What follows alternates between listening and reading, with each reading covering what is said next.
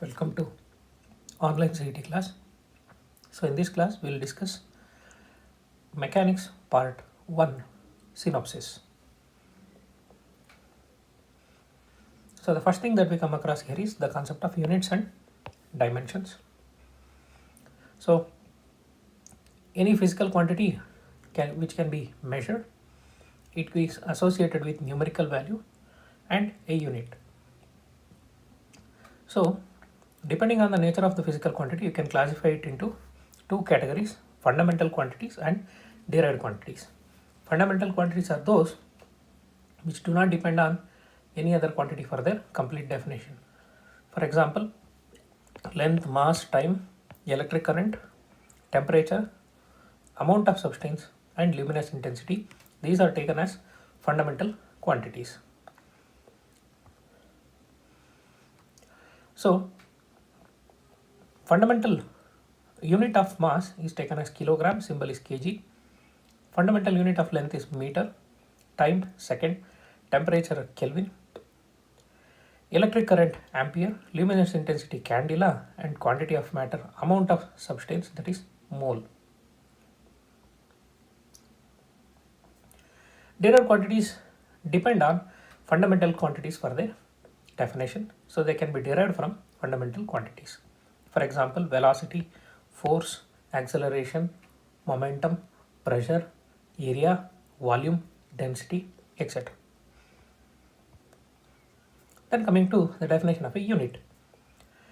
A chosen standard quantity in terms of which the physical quantity is measured. For measurement is essentially the process of comparing something standard with the actual of the same kind. So the standard chosen for comparison, we call it as unit. So unit chosen for measurement of fundamental quantity is called fundamental unit, and that for derived quantity is called derived unit. So in different parts of the world, different system of units were followed. So three are major among them. One is CGS unit, in which fundamental units of length, mass and time are centimeter, gram and second. MK system, in which meter, kilogram and second were the fundamental units of length, mass and time. FPS system, in which length, mass and time are measured in foot, pound and second. So coming to dimensions of a physical quantity, dimensions are the powers to which the fundamental quantities must be raised, or fundamental units must be raised in order to obtain the unit of a given derived quantity. For example, if you take velocity, velocity is distance traveled by time taken.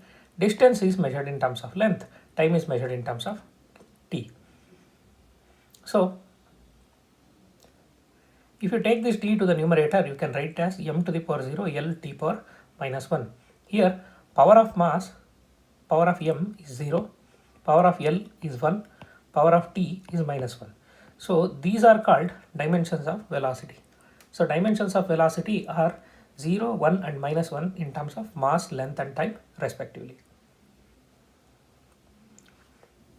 So dimensional analysis can be used to check the correctness of an equation, convert the unit from one system to other system and deduce the relation between fundamental or derived quantities. Then coming to concept of scalars and vectors. The physical quantities which can be defined completely only by magnitude, they are called scalars. For example, length, mass, time, density, work, energy, etc. Similarly, some physical quantities need both magnitude as well as direction. So such quantities are called vector quantities. So they obey the laws of vector addition.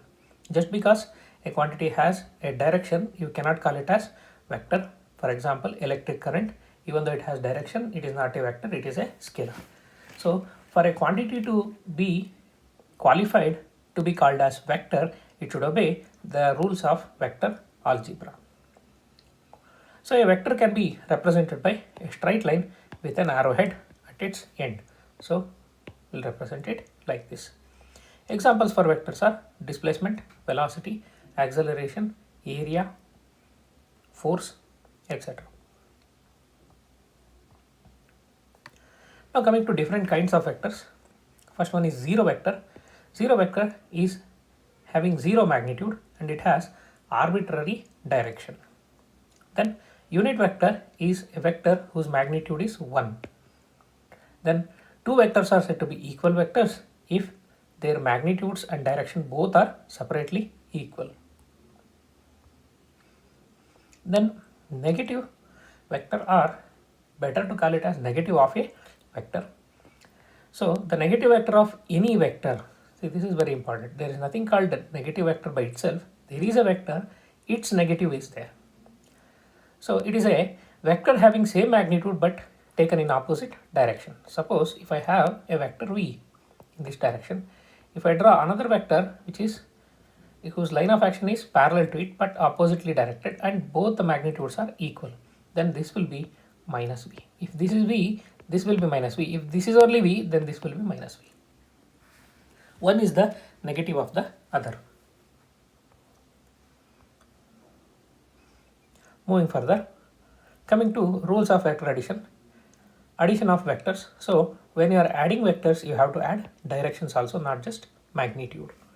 So to add vectors, there are two laws which are generally used. One is triangle law, other is parallelogram law.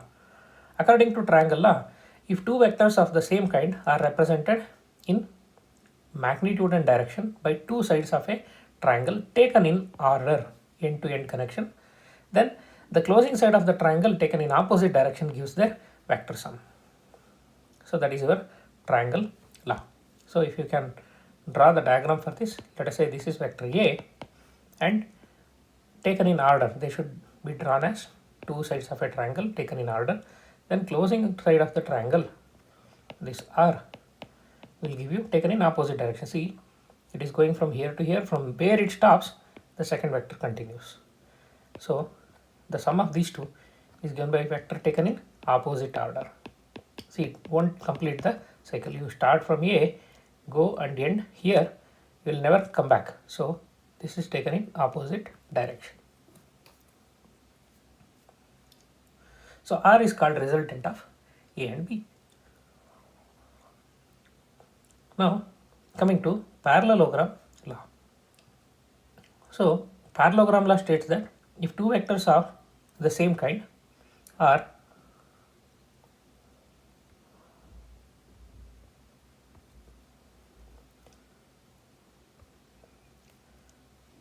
represented in both magnitude and direction by two adjacent sides of a parallelogram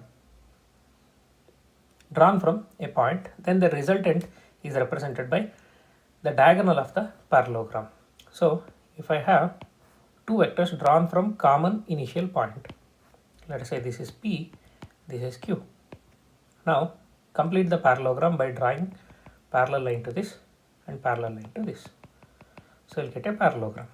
Now from the common initial point, if you draw a diagonal, that gives you the vector sum of P and Q. This is your parallelogram law.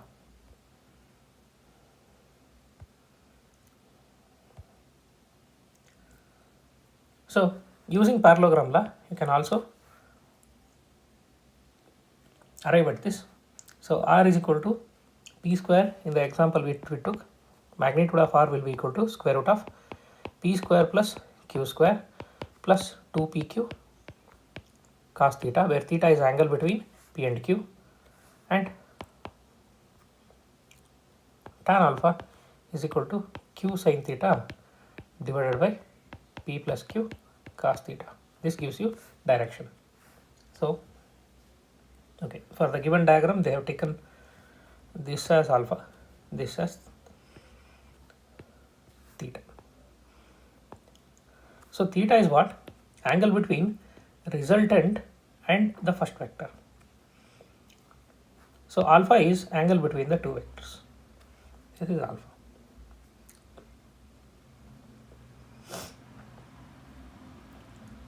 Okay, we shall move on to next concept, that is resolution of a vector in two dimensions. So Given a vector in any arbitrary direction, we can always take its components along x-axis and along y-axis. So component of a vector in any direction is its effective value in that particular direction. So this vector A can be considered as, this is vector A, this vector A can be considered as sum of this vector plus this vector according to your parallelogram law. So this component I will call it as Ax, this component I will call it as Ay. So A is equal to Ax plus Ay. Now magnitudes of Ax and Ay, if they are taken as Ax and Ay, then unit vector in the direction of x-axis is I cap, unit vector in the direction of y-axis is j cap. So Ax I cap plus Ay j cap, that will give you A. Now from the diagram, if this angle is theta, then Ax can be written as A cos theta and Ay can be written as A sin theta. Then A square is equal to Ax square plus Ay square. You will get this. Then tan theta is equal to Ay by Ax.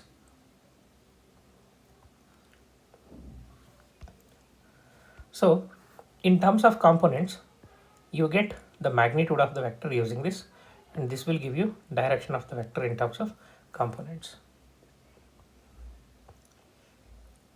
Now coming to multiplication of vectors. So scalar product or dot product of two vectors is something which yields a scalar. So it is defined as A dot B, which is equal to magnitude of A into magnitude of B into cos theta, where theta is angle between A and B. You can write as AB cos theta. Notice one thing, the product is a scalar.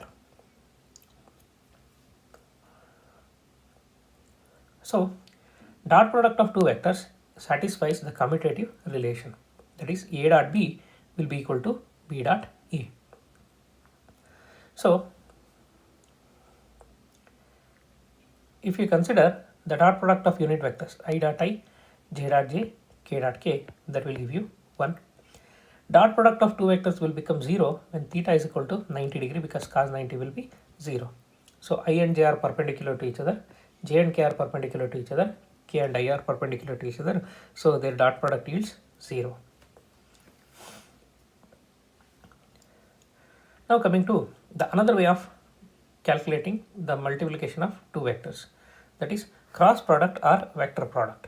So if you multiply using this rule, then you will get the product of two vectors as a vector. So it is denoted by A cross B.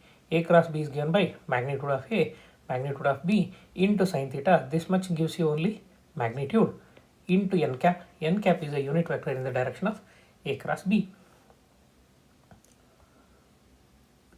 So n cap direction is such that A, B and n form right-handed system. That means n is a vector which is perpendicular to the plane containing A and B. So suppose if A and B are two vectors,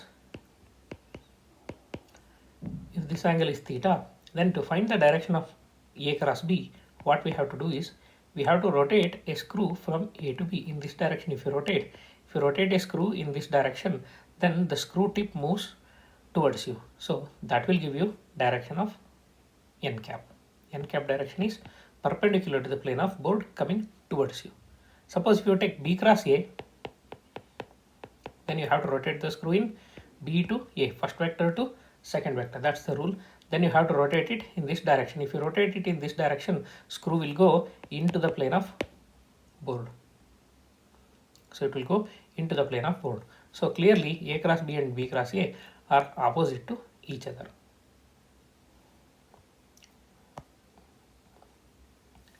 So that is all about vectors. Now moving on to next unit, that is motion in one dimension. So if a particle is moving along a straight line, that means only one coordinate of the particle is changing with respect to time continuously, then we say it is moving in one dimension. So it is called 1D motion or one dimensional motion. So in one dimensional motion, the first concept that we come across is concept of displacement. So displacement of a particle is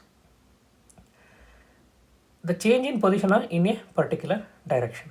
So change in position of the particle in a particular direction.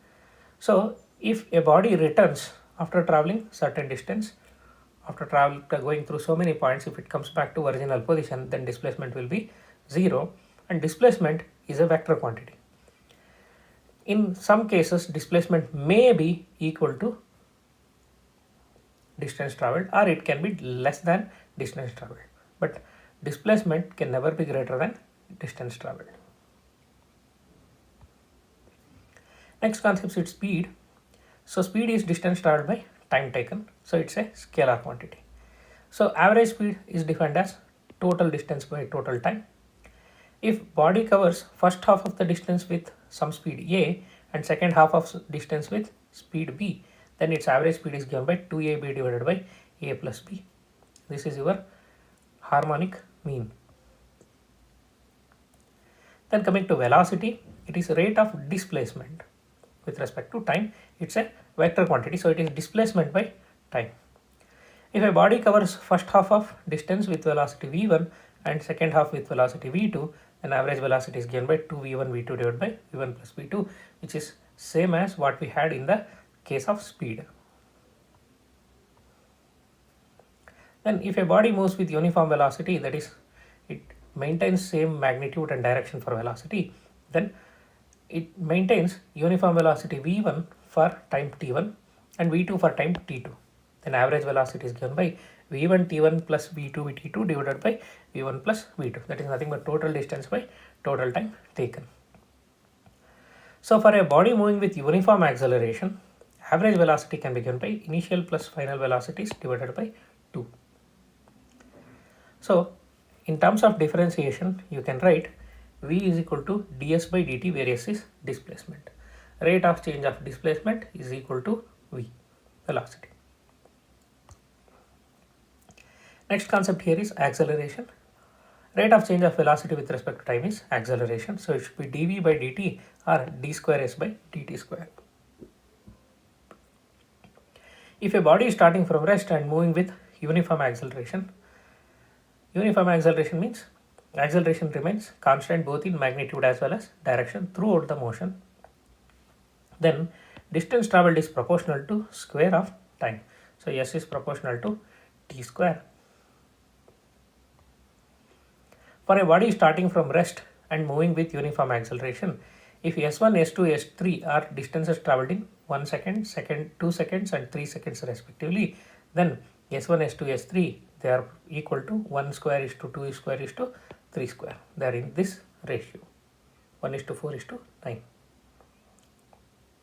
Then coming to equations of motion for uniformly accelerated motion.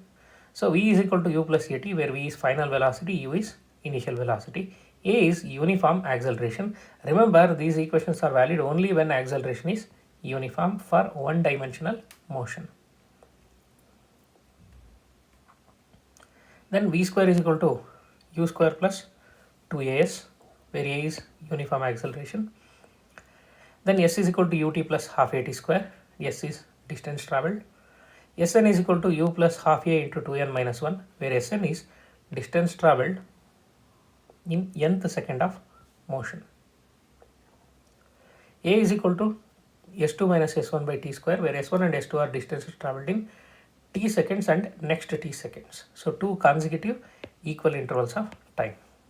So these are some of the useful one-dimensional equations. So these three are fundamental. These two are derived from the rest of the three. For a freely falling body, acceleration is equal to acceleration due to gravity.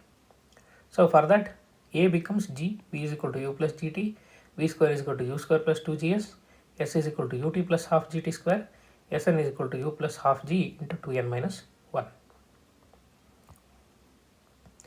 So if a body is rising vertically against gravity, then direction upward is taken as positive, downward direction will be naturally negative. Then v is equal to u minus gt, because a is equal to minus g, v square is equal to u square minus 2gs, s is equal to ut minus half gt square, sn is equal to u minus half g into 2n minus 1.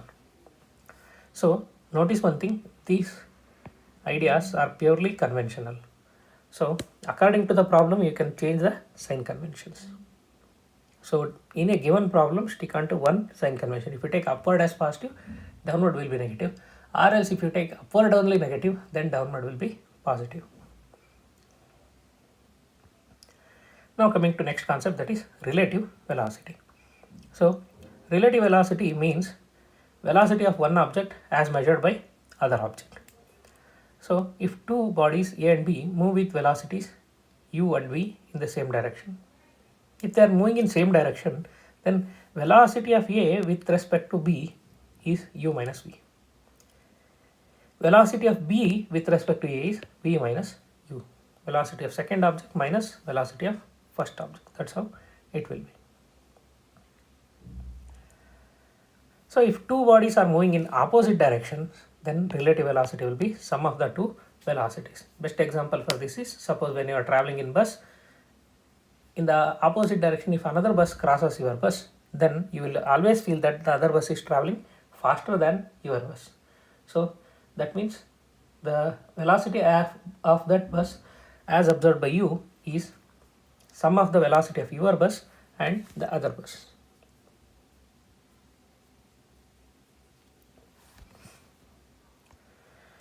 Moving further, if two bodies move perpendicular to each other, then their relative velocity is given by root of v square plus u square. If they move at an angle theta with respect to each other, then relative velocity is v square plus u square plus 2uv cos theta. So that is about motion in one dimension. Now coming to Newton's laws of motion. So first law, Newton's first law says that every body continues to be in a state of rest or uniform motion along a straight line until it is acted by external force. So this leads to concept of inertia and gives you the definition of force. So Newton's first law gives you concept of inertia and leads to definition of force. So inertia is that property of the body by virtue of which the body preserves its state. What state? State of rest or of uniform motion along a straight line. These two are called natural states of the body. So they are natural states of the body. Unless a force is acted, body continues to be in that state. It was in that state, it will continue to be in that state unless you apply force. That property is called inertia. So force is that external agency which changes or tends to change. Whenever you apply force, there need not be any change, but it may tend to change the state of the body. State of what? State of rest or of uniform motion of a body along a straight line. So this is definition of force according to Newton's first law. Then coming to second law, in second law we introduce the concept of momentum. Momentum of a body is the quantity of motion possessed by a body, quantity of motion possessed by a body or contained in a body, and it is given by product of mass and its velocity. So it is given by P is equal to m into v. It's a vector quantity. So P is a vector because v is a vector. When you multiply a scalar with a vector, you will always get a vector. So Newton's second law makes use of the concept of momentum. It states that rate of change of momentum of a body is directly proportional to the applied force and takes place in the direction of force. That means F is proportional to dp by dt. Proportionality constant turns out to be 1 when you adjust the units. That means we will define the unit of force such that the constant becomes 1. So F is equal to dp by dt, and if it is a constant mass case, then F is equal to ma, and if F is equal to 0, then dp by dt is equal to 0. So P is equal to constant. That means V is equal to constant. That means acceleration is 0. This is nothing but your Newton's first law. So Newton's second law reduces to Newton's first law when you put this condition, if applied force is 0.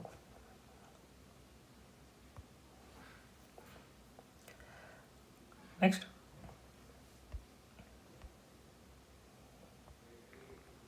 we'll move on to next one, that is Newton's third law. So Newton's third law states that action and reaction are equal and opposite. So if two objects are colliding, one object exerts the force on the other object exerts equal and opposite force on the first. So according to Newton's first law, it gives you definition of force. Newton's second law gives you the idea of measurement of force, and Newton's third law gives you one property of force, saying that forces always occur in pair. So single force is yet to be formed. So this is true for any case. So the Newton's third law leads to the concept of law of conservation of momentum. So law of conservation of momentum states that in an isolated system, in the absence of external force, the total momentum of the system remains constant, or net momentum will be same. This is nothing but the consequence of Newton's second law. In Newton's second law, we have F is equal to dp by dt. So if you put F is equal to 0, this implies P is equal to constant. This is nothing but law of conservation of momentum.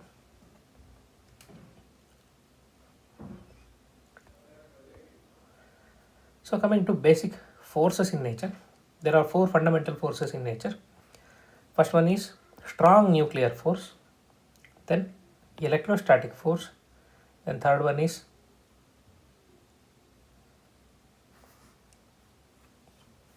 not magnetic force, this should be electromagnetic force. Okay, let us take the fresh list. So first one is strong nuclear force.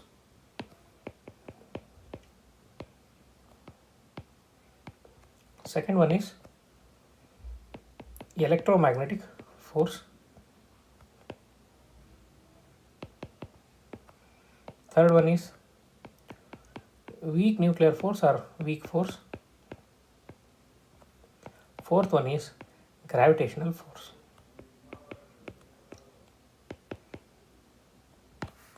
So strong nuclear force is the force that exists between the nucleons inside the nucleus.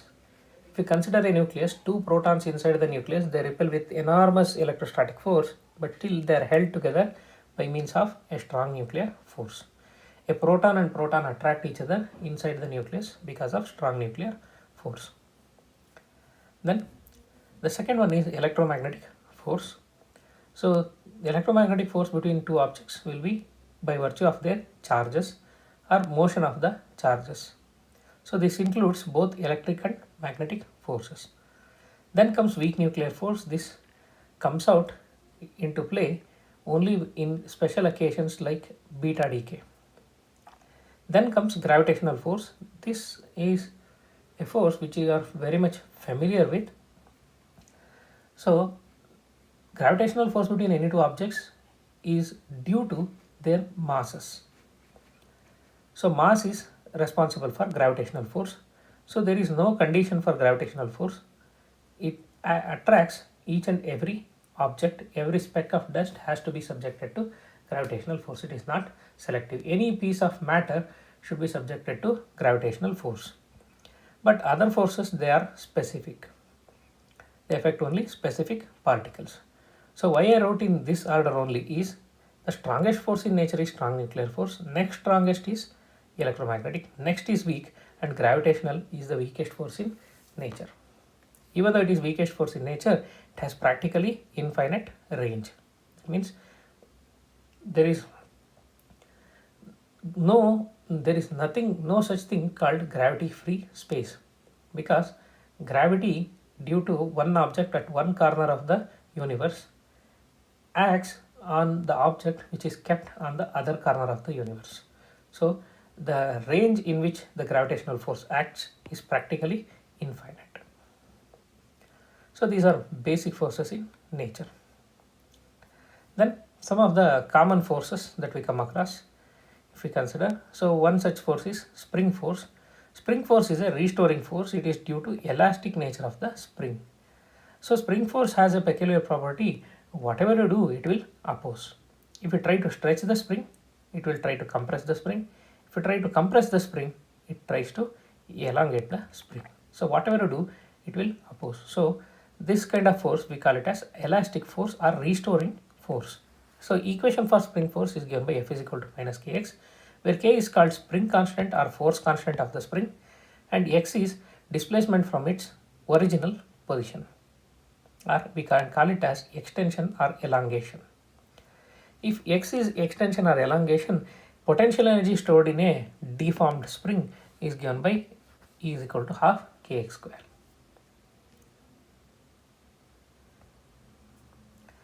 Then coming to inertial and non-inertial frames.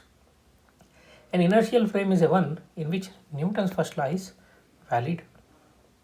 If it is not valid, if the frame is accelerating with respect to an inertial frame, then such a frame is a non-inertial frame. There Newton's first law will not be valid. So only in inertial frames there will be validity for Newton's laws. Newton's laws are not valid in non-inertial frame. Non-inertial frame is a frame which is accelerating. Any accelerating frame or a rotating frame becomes non-inertial frame in which Newton's laws of motion will not be valid. Now coming to the concept of friction. So friction is something which opposes the relative motion between the two surfaces kept in contact. So these forces are electromagnetic forces in nature. So whenever one surface tries to slide over another surface, then there will be opposition for the relative motion between the two surfaces. This force we call it as frictional force or simply friction. Now frictional force is a contact force. As long as the contact exists, there will be friction, and it always opposes the relative motion no matter whatever the direction of motion is. It always acts tangential to the surface in contact. That means it acts along the surface, and it's a self-adjusting force. If you apply more force, friction will also adjust itself. Then it operates between two solids in contact, a solid and a fluid, and two fluids. So if it is between two solids in contact, then we call it as dry friction. In other two cases, it is wet friction. Here we consider only dry friction. So friction is produced due to intermolecular interaction between the two bodies. Then coming to coefficient of friction, it is the ratio of frictional force to the normal reaction when two surfaces are in contact. So if a body is trying to slide over a surface, so here is the applied force. If it is not moving, there will be frictional force. So weight of the body will be acting downwards, normal reaction will be upwards. So frictional force is found to be proportional to normal reaction, or it is equal to some constant mu into n. So friction coefficient mu can be written as F divided by n, where F is frictional force.